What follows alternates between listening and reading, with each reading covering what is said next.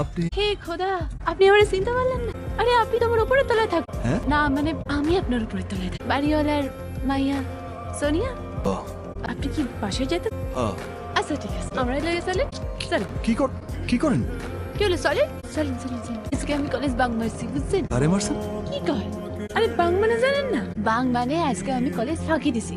তার মানে আবার এটা ভাববেন না যে কলেজ ফাঁকি দিয়ে আমি প্রেমকের সাথে ঘুরতে গেছিলাম। আমার কোনো প্রেমিক নেই। আমি আবার প্রেম করি না।